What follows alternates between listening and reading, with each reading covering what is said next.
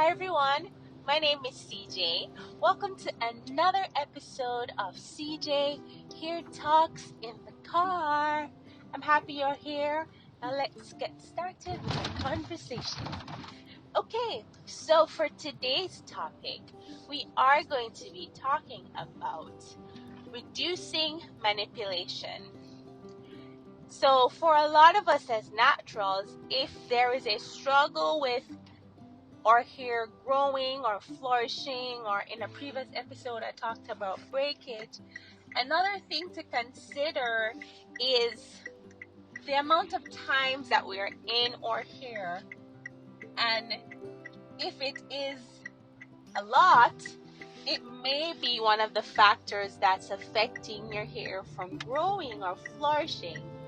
Or because manipulation, let me try and explain it. When we have our hands in our hair all the time, whether if we're styling all the time or your hair doesn't get a break at any point, well, what that means is that you are doing too much manipulation. So say for example, you're styling your hair.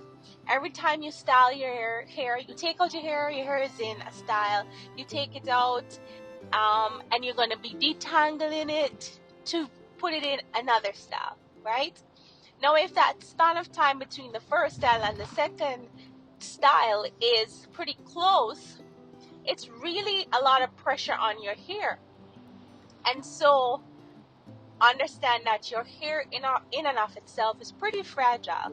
So the best way that we can help our hair in the process is to really reduce how much times we're in our hair, how many times we are combing it and doing styles to it, right? Because our hair prefers to rest more than to work. All right? So this is why we encourage, and the natural community and other lovely beauties encourage protective styles, whether protective styling with your own hair or protective styling with extensions. And the reason for really talking about protective styles and encouraging protective styles is that we want to help you to understand that your hair needs rest. It needs these time periods where it can just rejuvenate, relax, grow, get get well. Meaning if it's been going through a phase, resting your hair really gives it the time to recuperate.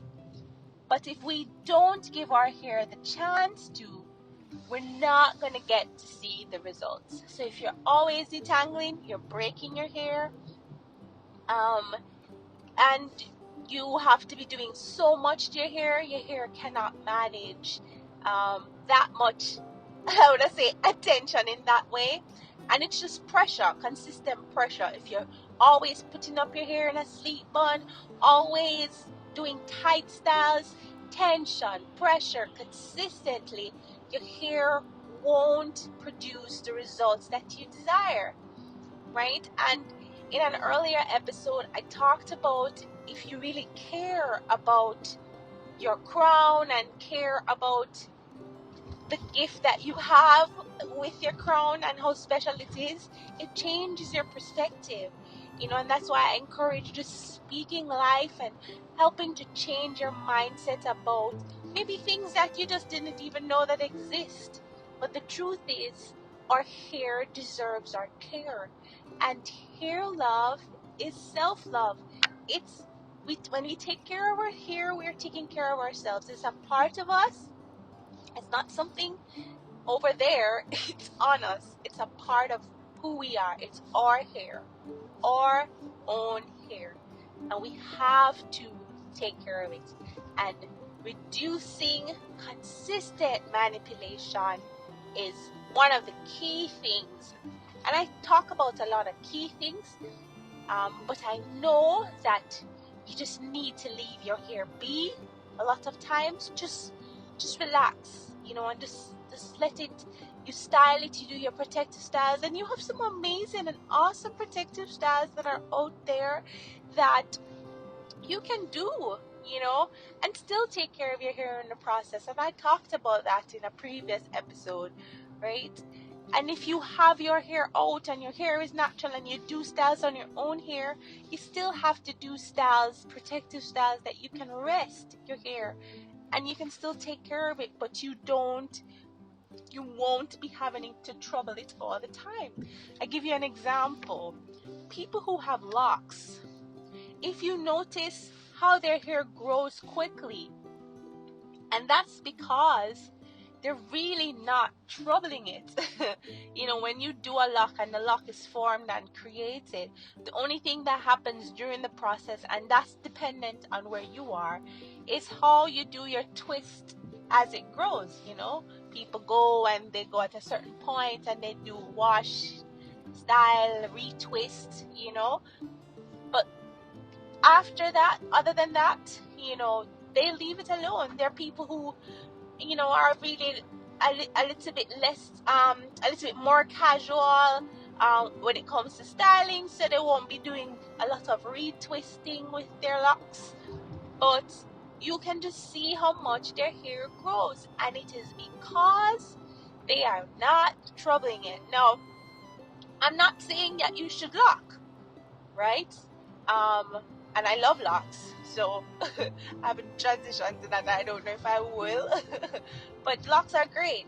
I'm not saying you should lock, and I'm not saying that you should go the extra mile and keep your hair, so long that you don't look at it and, take care of it. No, I'm not saying that. I just want you to understand how effective it is to reduce manipulation. That's the point. Not reduce manipulation to a fault, because people who have locks, a lot of people there, they keep their hair clean, they take care of their hair, awesome, right? So it's just the point of not touching your hair regularly, and I think you kind of understand, just not much combing, and there's times where you don't have to be in your hair to style it. But if the goal is healthy hair journey, if the goal is longer, stronger, fuller hair, you have to put it in some sort of protective style. And some people do it in a wash and go, and wear wash and goes for a long time as well, even with their hair length, right? So it all depends on what works for you. But at the end of the day, learning how to take care of your hair, how to do good by your hair, I think it will only you only be able to reap the benefits of that kind of decision. All right, so I think that's about it. Yeah, I just wanted to stop by to have that conversation. And sometimes when we're saying, okay, I want to start my hair journey, and I want to let my hair grow, what do I do and how do I get started? And the truth is, it's all, as I spoke about, you have to make the decision, right? Commit to it. You have to start caring and learning to care and understand about your hair, and then start applying these little things, these little nuggets, step by step. If you need to have a hair journal, have your hair journal. Start taking notice of your hair. I am going to be talking about porosity in another episode, high porosity, low porosity, how to find out how it works, how to determine what porosity your hair is, and then how to take care of your hair now that you know what your porosity is. So stay tuned for that. But yeah, it's just learning little nuggets at a time. And I hope my conversation and my thoughts are helpful to you, so that you can just start working on the health and wholeness of your hair, right? Remember, you can start with the journal, start where you are, describe what's going on. There are many different topics that I've talked about. Check out my playlist, go through those different topics, and let's get started. We want to have a healthy hair care journey, and we want to see our hair flourish for this year, right? So I'm with you. Let's do it. Okay? All right. So have a great one, right? And we'll talk soon. Bye-bye.